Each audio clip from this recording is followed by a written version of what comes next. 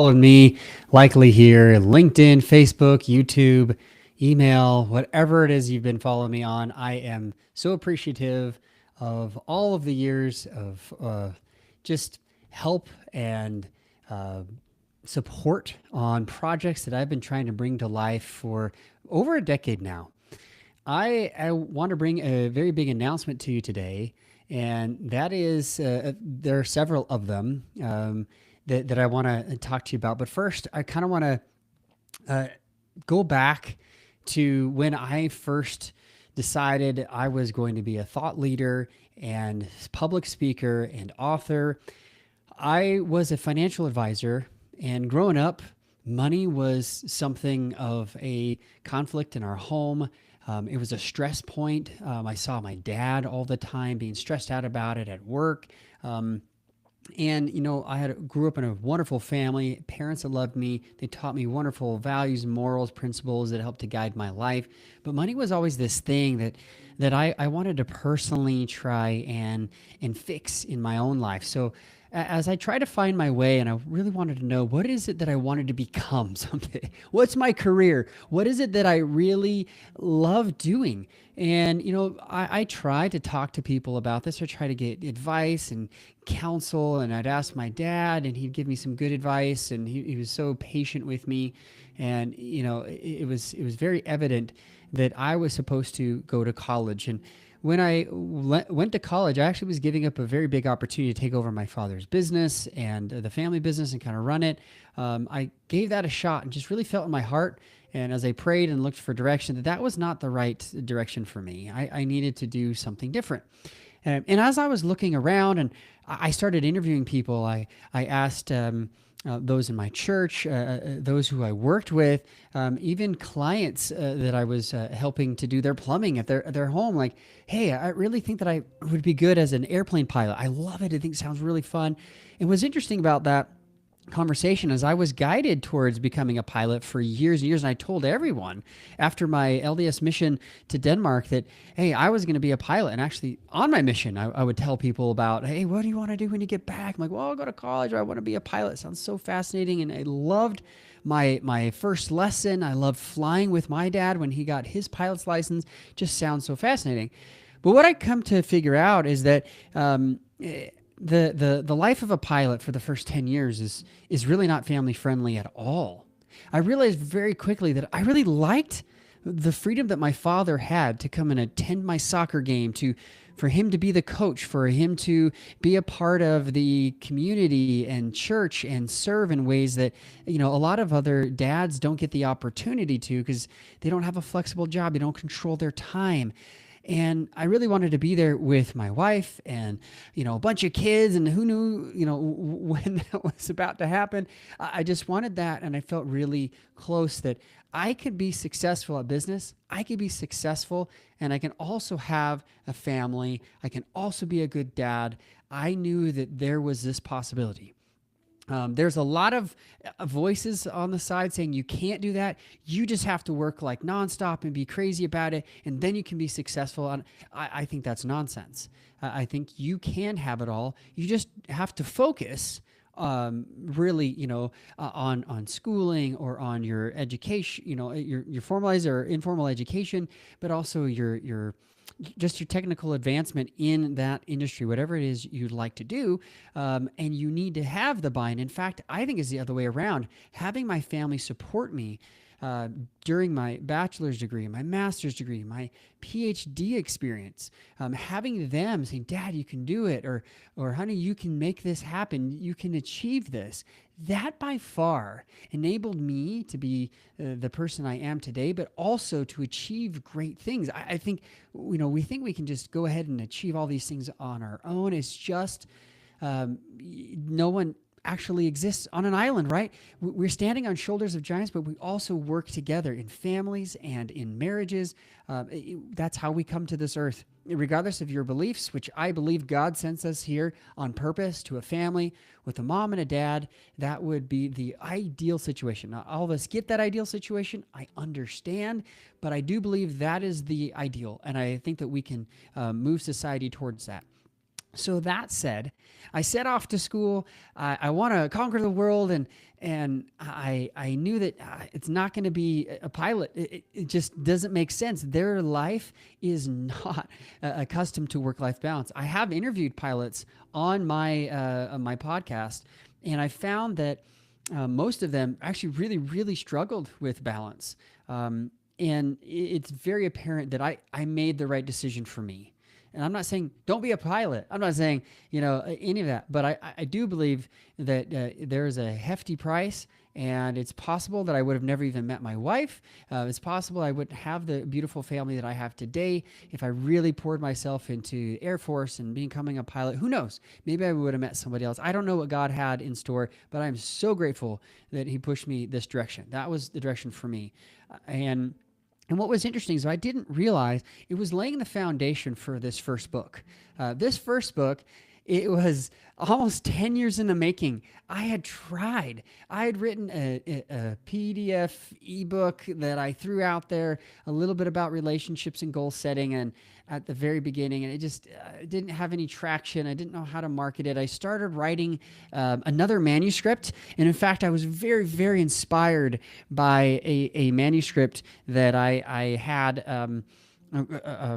written because of a movie called The Man Who Created Christmas. If you've never seen that, a little side note, The Man Who Created Christmas is Charles Dickens, who writes A Christmas Story, right? And he actually wrote about Scrooge and everybody in his office, in his home office and everything, and he was almost bankrupt. No one would fund him. No one would publish this. He wrote this crazy manuscript in record time, got it out before Christmas, became one of the all-time best-selling stories ever. And I watched that movie and I'm like, man, that is my motivation to finally get this book out.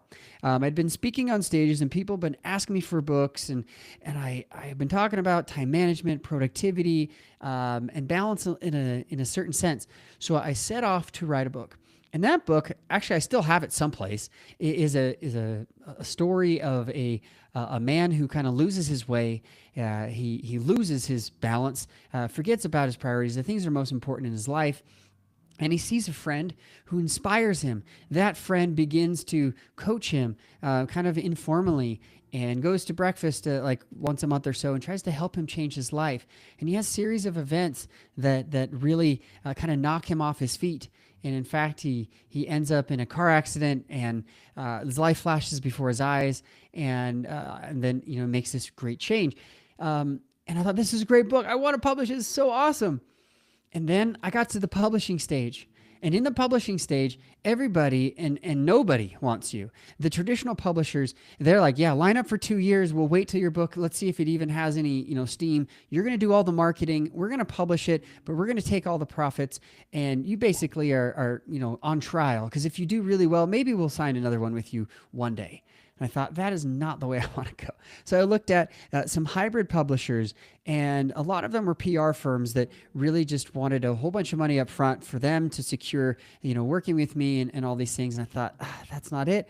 I was going to raise some money to do that and make it a public project. It just didn't pan out. What was interesting is it led me to actually more of the self-publishing route.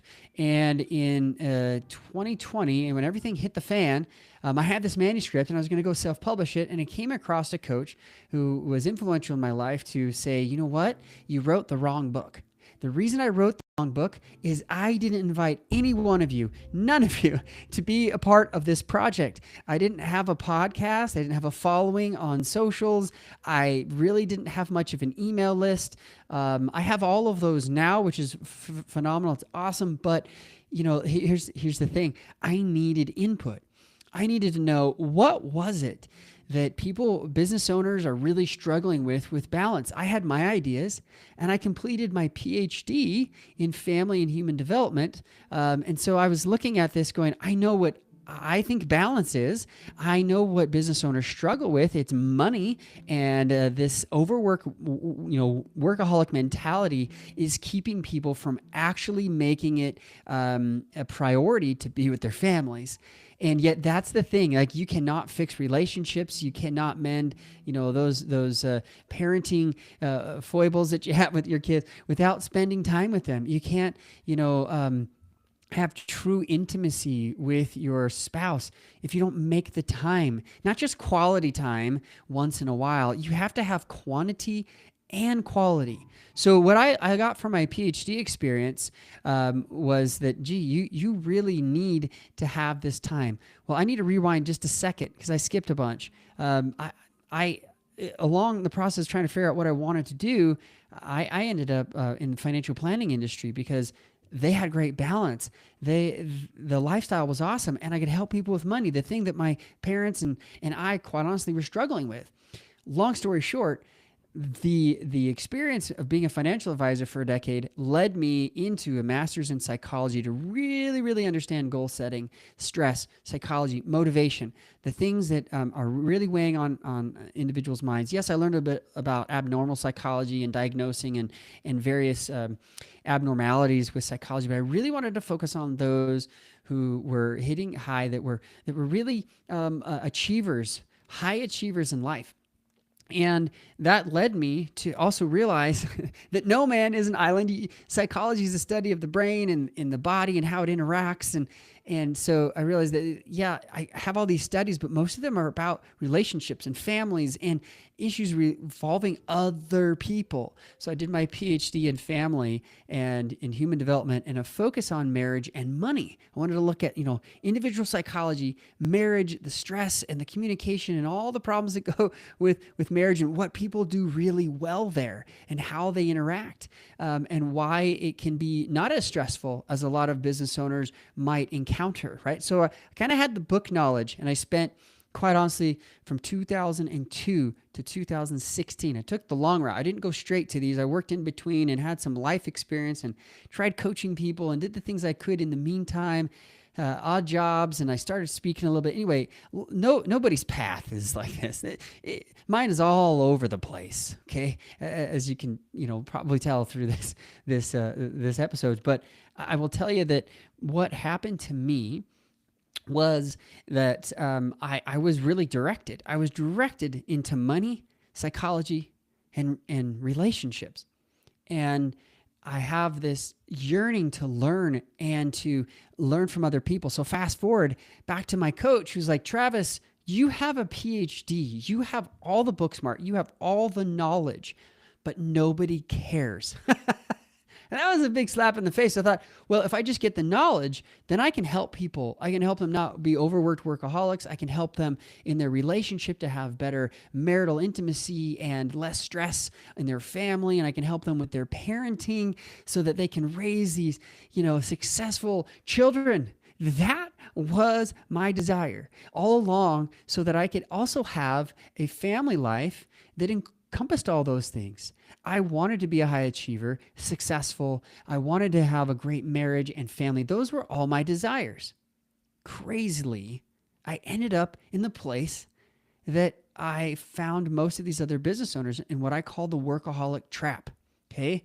And in that workaholic trap, it was not my design to be an overworked workaholic, but I'd come home really stressed. I would come really worried because I was trying to do everything for my family.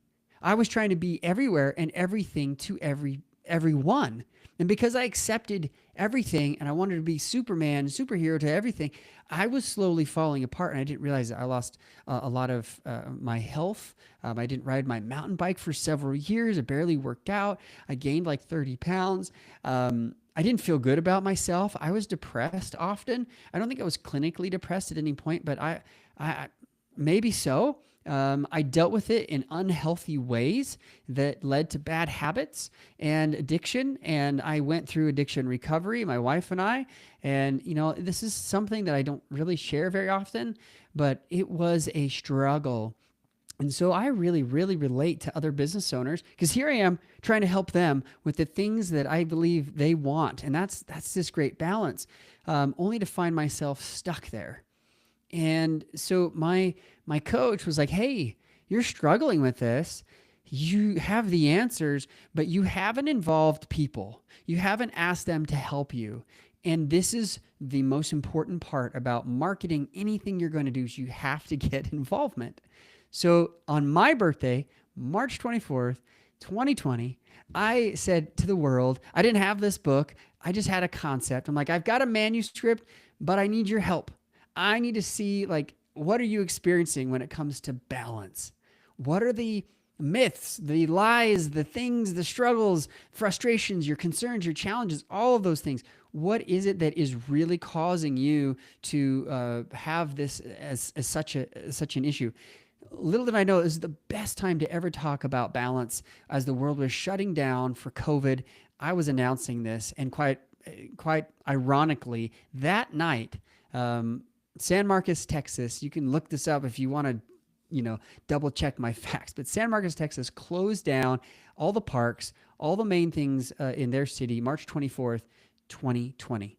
So here I am, knowing that we're going into a vacuum, and I thought maybe this will last a week or two, right? I'm not even going to get into COVID, but I want to just mention that had I not said, "Hey, I'm doing this book," I would not have been able to have the traction that this book took with me. Okay, I was riding on the tails because just a few weeks later, one of the most recognized experts in financial planning, the industry that I was targeting for this first book, reached out to me, Michael Kitces, and said, "Travis, I want you to come on to my podcast," which he had 50,000 blog followers and tens of thousands of listeners. He said, "I want you to be able to share your story and talk to us about this issue right now because it is so important. People are working from their kitchen tables. They are struggling with balance." And so I came on and talked about it. Even though, I had written a book on it, I have the PhD knowledge, the master's in psychology to talk about all these, psychological issues, only to find out that I had to write down 3 myths, okay? The 3 myths of balance. And, I spoke on those. I have a whole podcast, and that became this book. It became Achieving Balance. I actually rewrote the entire thing.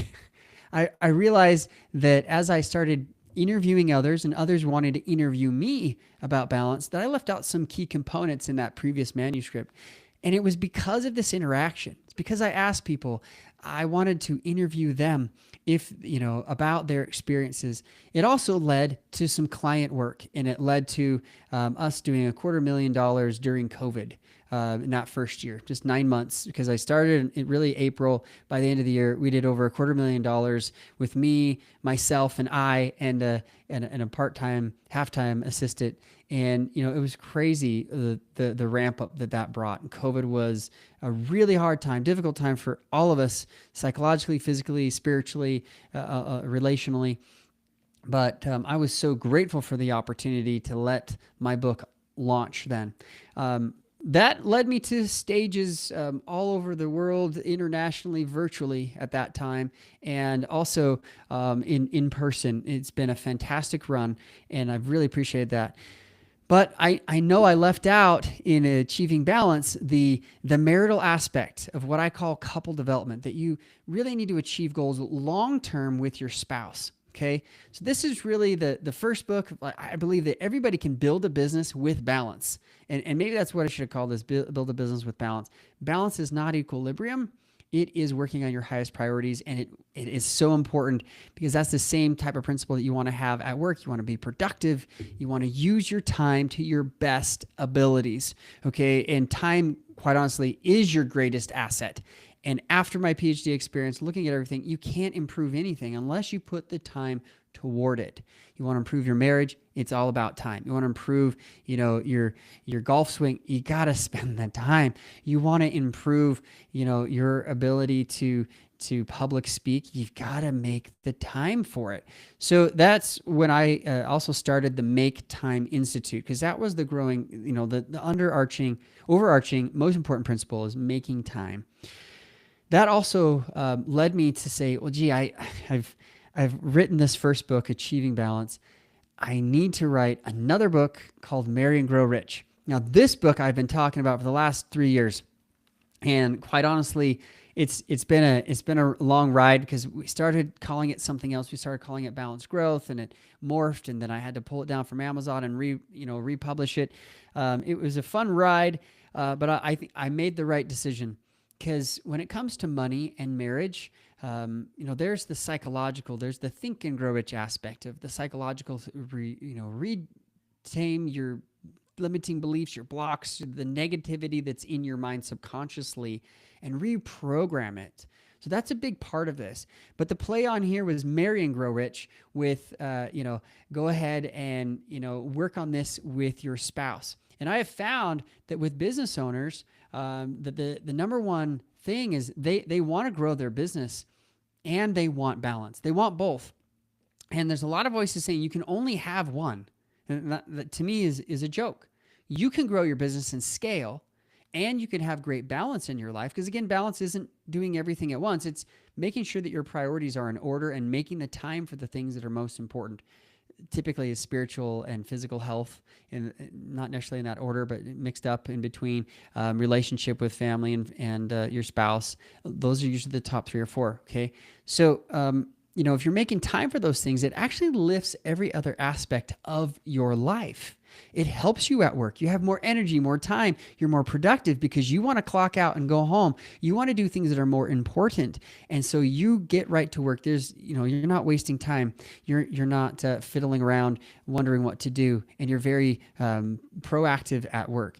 So that's a really great principle. But long term, I found that most business owners realize that if their wife wasn't on the same page, if she wasn't supportive of the business, and they weren't on the same page financially at home, that was a huge rift in the relationship. The other aspect is if the business team, however big your team is at work, if that team was not pointed the same direction as the business, and they're off in a whole bunch of different places psychologically with money, that they're very scarcity focused instead of abundance focused, that can also take down the business and not allow it to grow and scale as fast as it needs to. So there's really several aspects to this book, but I decided to call it Marry and Grow Rich because of the Think and Grow Rich concept. I think Napoleon Hill did a great job. He's a fantastic marketer, and he pulls out some 13 principles that, quite honestly, I have them I have on my shelf. The Laws of Success, that was his original work. Nobody really knows about that book, but I have that original book because I used to do coaching for the company that sold for Napoleon Hill. And I love Think and Grow Rich. The interesting thing I learned about him, though, is during the writing of Think and Grow Rich, he got divorced, and he caused the divorce of his I believe his daughter and son-in-law, who they were living with at the time.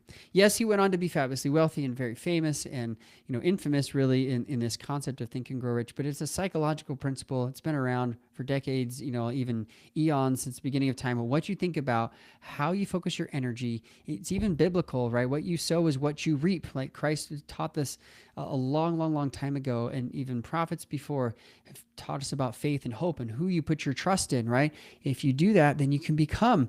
And so that's really the story of Think and Grow Rich. But I really want to encapsulate how married couples can not only solve this problem of communicating about money together, but really get on the same page so the business can keep going while keeping the balance that you so want and sought after. And you don't just throw that out the window. All right, so that's book 1 and book 2. In the meantime, I launched my podcast to interview those who were struggling with these concepts or who were doing great with these concepts and had content to really drive home.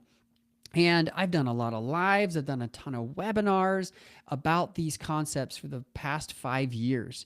Originally called the podcast the Balance Advisor podcast. And I was ranked very high on a lot of various, different podcast platforms in the industry. Never reached like a number 1 spot or even a top 10 spot. I was top 20. I think I reached like number 13 or 14 on FeedSpot. That said, I made a switch to focus less just on money and financial planning, but more on business ownership and growth, and repositioned the podcast to the Balanced Growth Show. What I was finding, though, is I was kind of pigeonholing myself, and every time I would write a book, that my podcast changed. And I'm like, oh, I see what I'm doing here. Achieving Balance was made for financial advisors and business owners. And so I call it the Balanced Advisor Show, right? Or the podcast. And then with Marry and Grow Rich, I realized the concept here was balanced growth. You wanted to grow your business while keeping that balance. And so I changed the podcast to reflect that and started interviewing others about that concept. Well, I don't want to keep changing the podcast name. And quite honestly, everything that happened with Charlie Kirk has really impacted my life, heavily impacted who I am and what I stand for, and exactly, the concept I talk about in my first book, Achieving Balance, about living your life on purpose, with purpose, and living that purpose as fully as possible. When my dad passed away, I was 25. He was 2 weeks shy of 50, and that changed my life. And I see that as a defining moment in the history of my life. And Charlie Kirk's, his assassination, I saw that as a defining moment too. I happened to be on vacation with my family. I've been wanting to take them, my lifelong dream to take them to Denmark, where a lot of the majority of my family comes from. We have some Irish and Scottish and English and Welsh, and I've been to some of those areas. I've been to England and Wales. I need to get to Ireland, Scotland someday. But I wanted to take my family to Scandinavia. I have a lot of friends. I still have cousins who are living. I know that's where I served my LDS mission, so I have a lot of great background there. But I want my kids to be connected to their family. It's really important to connect children with the past. They start to know who they are by where their past has brought them to. So we went on this trip, visited friends, saw some great sites in Denmark, Copenhagen, on Jutland, or Jutland as you would say in English. And then we made a trip to Iceland, which was unbelievably incredible. Like, I just think it's an unearthly place. Like, I've never seen anything like it. Black lava flow everywhere with, moss and green on top of it, with black and white glaciers and just hundreds of waterfalls that we saw, the Blue Lagoon, all these, hot springs and features everywhere. No volcanoes were active at the time, but we saw its work. And its work was everywhere. Its handiwork was all over the place. That apparently had even shut down the Blue Lagoon at one point, and I think it's happening currently right now. That said, we came back and to Denmark. We spent a few days there, and then we were going up to Norway. In Norway, after hiking, probably the most epic hike that I think Norway has to offer. I've researched a ton of them, and Trolltunga. Trolltunga means the tongue of a troll, the troll's tongue, is one of this epic Instagram photo places. If you see it, go check it out. It's a 6-mile hike there, a 6-mile back. Like, when it comes to strenuous, the 4-mile flat at the top isn't very strenuous, but the up and down, a couple miles going like 45 to 60 degree, it was pretty crazy, very hard on the knees, but we made it. We did record time. My family finished it in like 6 hours. So it was fantastic. We came home and I heard about Charlie Kirk. I heard about Charlie Kirk because I was on Facebook checking news and I was like, I turned to my son. I'm like, hey, we need to go. We need to go to Charlie Kirk because we were just talking about him on the trail.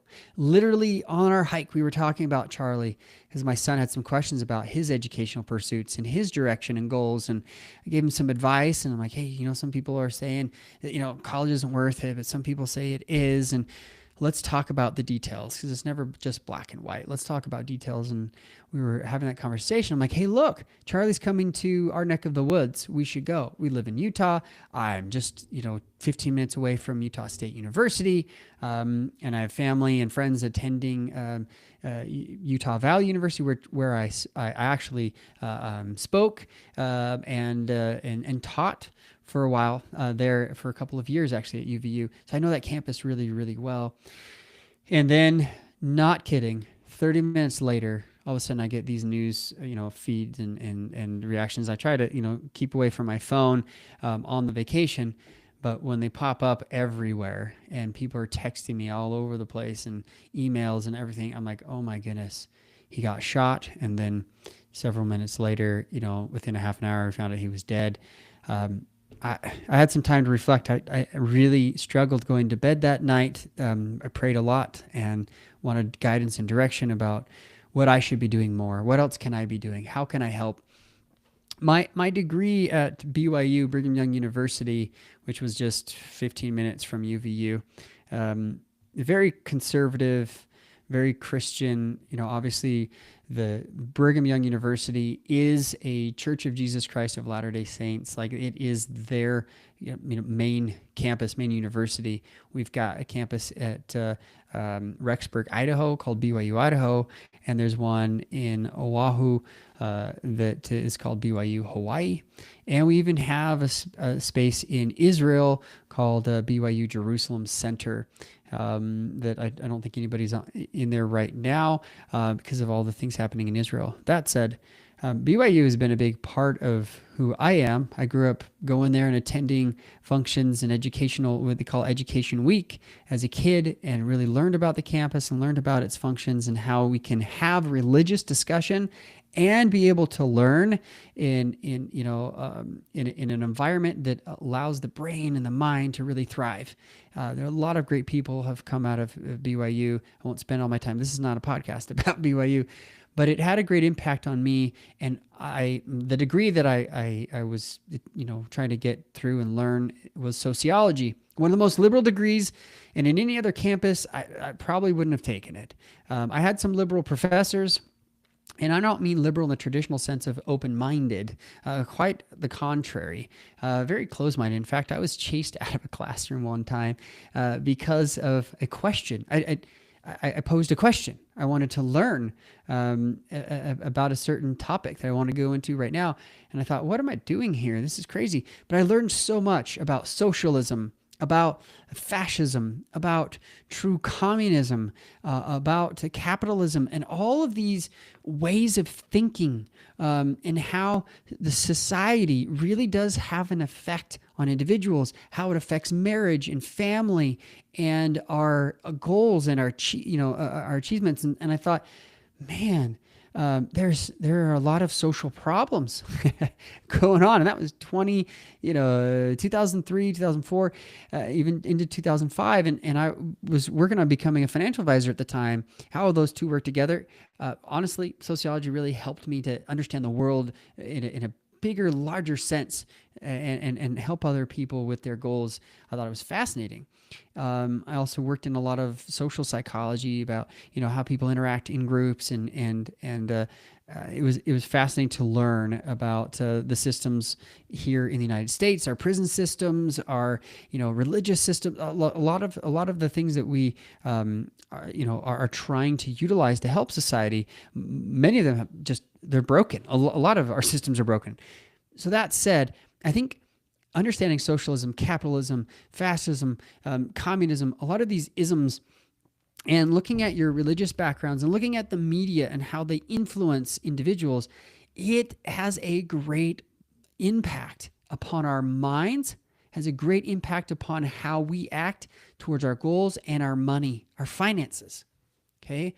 Those who really think that communism and maybe even socialism is the right answer, they're going to react to wealth building and wealth accumulation and legacy planning in a totally different fashion than those who believe in a healthy dose of capitalism with a healthy dose of charity and giving back and philanthropy and wanting to make the world a better place because of their impact.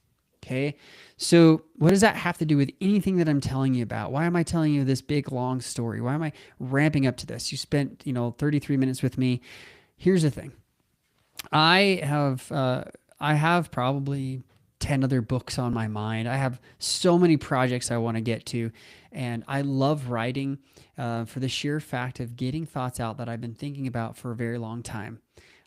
So with book number 2 published last year, I've officially ended my interviews on Marry and Grow Rich. I have officially, just kind of taken all the data and the research that I've done and said, thank you very much. This has been incredibly helpful for this project and future projects. What I started to hear even after I published the book in these interviews was this idea about entitlement and enablement. Okay. Entitlement is this idea of, well, I deserve something and therefore I must have. And if we look at society, there is a lot of entitlement going on. There's a lot of pushing people around because of what they think they're entitled to. And on the other end, there's enablement. As a parent, if you entitle your child, they're going to be spoiled, they're going to be thankless, they're going to be instant gratifiers a lot of the time. With enablement, you're going to teach your child, you're going to help them. And what does this have to do with legacy and wealth management? Everything. Because a lot of us, we become really successful in business and we really have a lot to give to others. We want to protect that legacy, so we do estate planning and wills and trusts and all the things legally. We look at our, with our tax accountant about how we can manage the funds that are coming in without paying too much to the governments, and also be able to still be law abiding and contributing to society. So that's so important to most business owners I talk to. But when I ask them about their impact on their children, the thing that they've been telling me the most has been their worry, their care, and the frustration with knowing, how do I enable my child without entitling them? And if I'm actually not here anymore, even if the trusts and the wills and the estate planning and the tax planning and the financial planning all work, which they do if you set them up correctly. Okay, so they all work. Then what though about helping my child to not, if they inherit a lot of money, just blow it all and be entitled and never achieve their true potential, which is actually how you got here in the first place. Nobody gave you a handout. They may have given you a handout, but no handouts. It didn't make you the business owner you are today. So I've been interviewing a lot of business owners who have already been successful in business and life, and they've got a great marriage and good family, but they're concerned now about, well, how do I get this to the next generation without destroying them? That's it. So my very big announcement is I'm writing that book. I'm writing a book called Family Financial Freedom. Now that title may totally change. As I've seen with book number 1, this was just supposed to be balance, and we ended up calling it Achieving Balance because we wanted to, talk to high achievers about their balance struggles as being business owners. And then with Marry and Grow Rich, again, it was Balanced Growth, and we changed it to Marry and Grow Rich. Probably too late, and I won't do this next time. But learn lessons, right? This is my best book so far. I love it. I love the content. I love the format. It is so easy to read. If you haven't picked this up, you can go to marryandgrowrichbook.com, pick that up. If you haven't picked up Achieving Balance, you can go to achievingbalancebook.com, pick that up. If you don't know where those websites are, go to maketimeinstitute.com, and you're gonna see where to get those books, okay? Or to travisperry.com with an A. So that said, I've got several announcements to make with this book. I'm doing this project, and if you're listening to me on my podcast live, or you're watching this back in any other platform, or in my emails that are going to hit afterwards, if you are a successful business owner and you have great balance and you are already, have a great marriage, that those are not the issues you're facing, but you're concerned with, how do I get the legacy that I've built to my family, to the next generation? Maybe it's your business, like how to get the business to the next generation. Or, that's a big part of your assets, right? So I would like to interview you about your struggles, about what you're going through. And if you're listening to this on the podcast, you can email me at travis@travisperry.com, PARRY.com, travis@travisperry.com, and say, hey, I would love to chat with you.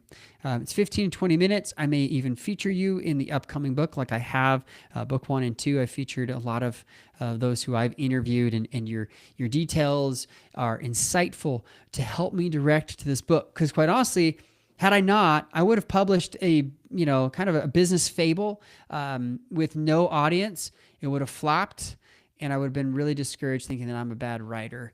It has nothing to do with the writing if nobody reads it, right? So if you're interested, please reach out to me. Let me know that you would like to be, interviewed for this project, or if you know somebody, that might be a great intro them to me, and I would love to interview them. I will have you on my list. You'll get this next book for free, and just keep supporting all the things that we're doing here at the Make Time Institute. Second big announcement. This podcast was originally introduced to you as the Balanced Growth Show today. Okay. We are changing the name. So the next podcast will air. It will be the Travis Perry Podcast. Why? Well, because I've kind of pigeonholed myself into, only talking about balance or balanced growth, or talking to financial advisors or business owners about, specific ideas related to those things, it's very helpful. And I still think it is helpful. We'll still talk about these topics. But I think what Charlie Kirk's message did for me, and after watching the videos where he got shot, I'm a changed man.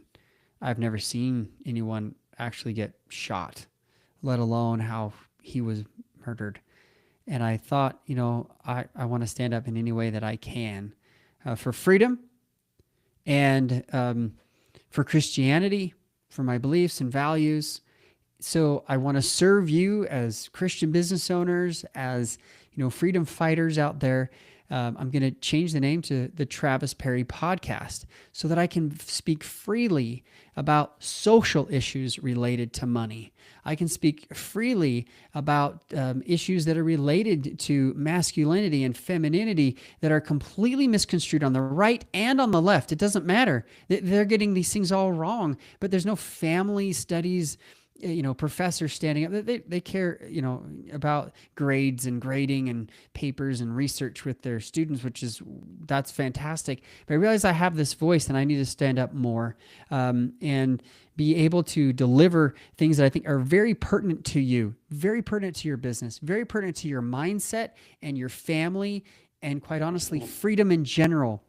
I had the book name already weeks ago when I was thinking about this, and I a lot of times will wear my Under Armour Freedom shirts, and I need to have more of those made. But this is the concept, and one of the major reasons why is because business owners care about three things when they get into business. They want time freedom, okay, which is again a great impetus to writing Achieving Balance. They want financial freedom. Another impetus into writing the second book, Marry and Grow Rich, which is all about the money and money psychology, money relationships, and scaling and growing your business. They also want just freedom in general. And one of the greatest definitions of freedom is the ability to give or to receive. So to be able to give with your legacy, to receive the blessings that come from God, open-armed and ready, is a big part of freedom. So yeah, this third book I'm going to write, it's going to be about family financial freedom. It's going to have a very big component on freedom in general and how these other forms of government do not allow us to grow and scale and give. They require that you give everything to the government in communism, that you equally distribute that in socialism. And again, I don't believe in crony capitalism. That's not what I'm talking about. I'm talking about free capitalism with a healthy dose of philanthropy and charity. That is the best way, and it is the most impactful ism in the world. All isms are imperfect. God and his gospel of Jesus Christ, that is the most impactful thing ever since the beginning of time. That said, though, I do believe that God wants us to be free. He wants us to have the ability to worship how, where, what we may. He wants us to be able to go into a church and not be fearing that we're going to be blown up that day, which has so happened to members of my church just this past weekend. I'm still reeling from that, from Charlie Kirk. I'm really trying to keep focused, but I know a lot of us are. We're fighting this now, and it's a fight for freedom. So if you want to talk to me about freedom, in any of those senses, time, money, financial, or I just said that, the legacy aspect of the financial, time, money, legacy, if those really ring true, I would love to hear from you. This is my 45-minute plea that, it should have boiled down to 45 seconds, and I probably will later, but this is my podcast, and so I can talk as long as I want here and give you some great content. The podcast will change a little bit. We're going to have, guests off and on, but I'm going to give more content from me, from the heart, from things that I've learned over the last really 25 years of education, experience, writing, speaking, coaching business owners. I want to be a resource for you that is even more helpful. So yes, book number 3 is coming, Family Financial Freedom. I'd love to interview about that. The Travis Perry podcast from the Balanced Growth Show. It will never return to another name. I say never because I'm going to hold fast with this.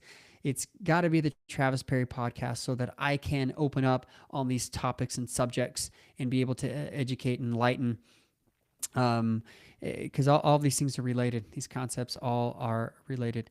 The last thing, we've already kind of made this as a soft change, but I've been introducing myself and even talked today on the podcast about the Make Time Institute. The name of my company moving forward, the Make Time Institute, will always be the parent company because that was the beginning. So I'm going to keep that, okay? But the name moving forward is Balanced Growth Incorporated, Balanced Growth Inc.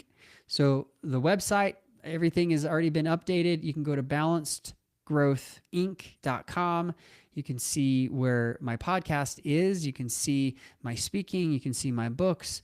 You can see the blog. You can see how to interact with me if you'd like some help with coaching or my content. It's all there on balancedgrowthinc.com. So from here on out, we will be introducing myself on any stages and speaking engagements as the founder of Balanced Growth Incorporated. And, Make Time Institute will always be the parent company. Most of you probably won't even care about this, but I do believe this is the way forward because of the push to grow your business in balance and be able to give that legacy back. If I could go back and do it over, I probably would have written these 2 books a little bit more. On the first book, I probably would have summarized this a little bit better and put these concepts more together. But I think it has great value. There's a time management system in here, second to none, that I've learned from just all sorts of various sources that we've put together and have coached people that in 90 days have gone from chaos to productivity, from $0 to $90,000 in revenue. It's incredible system. Highly, highly recommend it. Been following it for over 25 years now and love it, and still teach it to this day. So yeah, these are bookends, but I want to add that 3rd book. And I'm so excited. So if you want to be interviewed for that, just email me, travis@travisperry.com. If you want to be a guest on my show and you want to talk about freedom, you want to talk about financial freedom or how this relates, and you are an expert of any kind in family financial freedom, let me know. I would love to have you on this show potentially in the future. And you can email me, travis@travisperry.com. If you want to know more about anything related to my business at the Balanced Growth Inc., go to balancedgrowthinc.com. All right, guys, I know this has been a long podcast. Thank you for letting me elaborate, for getting this all off my chest, for opening up about these big announcements. And I'm really excited to deliver. I have delivered 2 best-selling books, Amazon bestsellers in several categories and countries. And I will continue to make this content available, likely self-publishing this 3rd book. Maybe not on Amazon. It might go through different routes, but I'll probably still make it available once it is. You can check me out there. If you haven't gotten my books, both of them are on Amazon. They're on my website. I've even made them available on this podcast. If you're watching live or the pre-recorded version of this after the live on any of my channels, you can again go to balancedgrowthinc.com. And you can follow the podcast or go to travisperry.com and you can follow the podcast. You can listen to both of my books for free. Just subscribe and, share it with others because there's a lot of people that need this content today. This has been so awesome to be able to share this with you. Much more is coming. I'll have webinars, I'll have speaking engagements, I'll have things that are going to be on the books here soon. So stay in touch and all the best. And I always like to leave this podcast with saying, remember to live life on purpose together. See you guys.